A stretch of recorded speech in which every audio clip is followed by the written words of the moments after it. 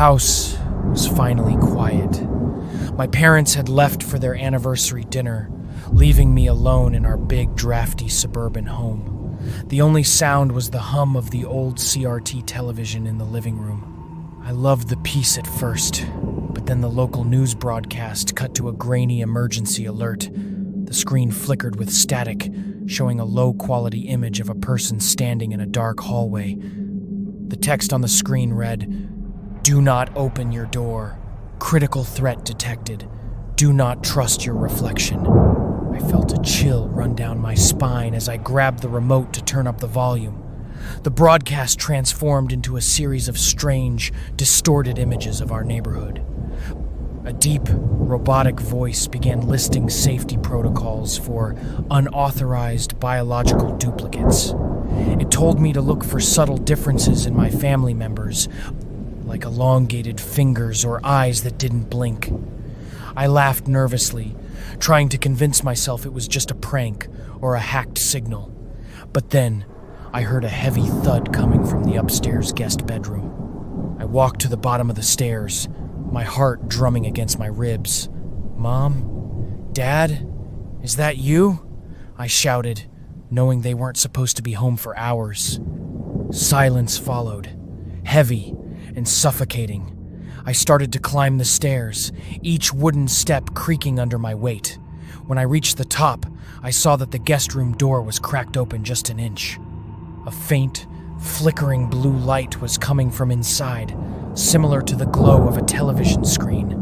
I pushed the door open slowly, holding my breath. The room was empty, but the window was wide open. Cold winter air rushed in, knocking a picture frame off the nightstand.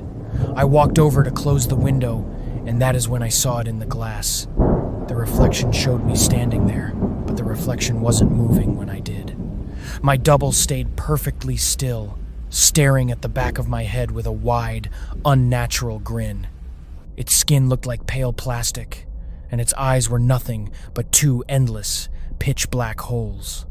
I froze, paralyzed by pure, cold terror. I turned around instantly, but there was no one behind me. The room was still empty. I ran back downstairs as fast as I could, locking every door and window I passed. My hands were shaking so hard I could barely hold my phone. I tried to call 911, but the line only emitted a high-pitched, rhythmic screeching sound.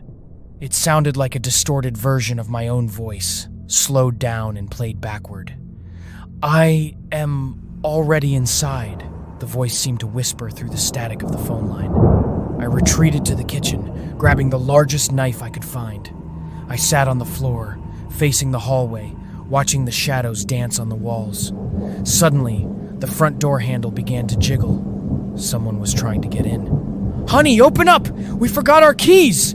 It was my mother's voice, but it sounded off. The pitch was too high, and the words were spaced out perfectly, like a machine was stitching the sentences together. I stayed silent, tears streaming down my face, refusing to move. "We can see you through the window, sweetheart," the voice said, now coming from the window right behind me. I spun around and saw her, or something that looked like her. She was pressed against the glass, but her neck was twisted at an impossible angle. Her fingers were twice as long as they should be, scratching the glass with sharp yellow nails. Behind her, another figure emerged from the darkness. It was my father, but his face was completely smooth, lacking a nose or a mouth. They weren't my parents anymore. The power suddenly cut out, plunging the entire house into total darkness. The only light came from the old TV in the living room, which had switched back to the emergency broadcast. The screen showed a live feed of my own kitchen. I saw myself sitting on the floor, holding the knife, looking terrified. Then, in the video feed, I saw a third figure slowly crawling down from the ceiling directly above me. It was a perfect copy of me, wearing the same pajamas, reaching down with long, pale hands. I looked up, but it was too late. The creature dropped from the ceiling, landing silently on its feet. It didn't attack me. It just stood there, mimicking my exact posture. When I cried, it made a dry, sobbing sound. When I raised the knife, It raised its empty hand as if holding an invisible weapon. It was learning me.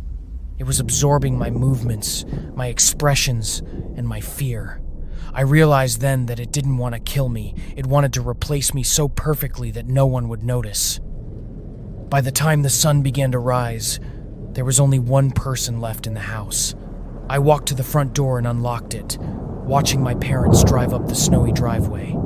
I waved at them with a wide, stiff smile, making sure not to blink too often. They waved back, completely unaware that their real child was gone. As I helped them with the groceries, I felt a slight twitch in my elongated fingers. I am a very fast learner. The analog broadcast was right. You should never trust your reflection.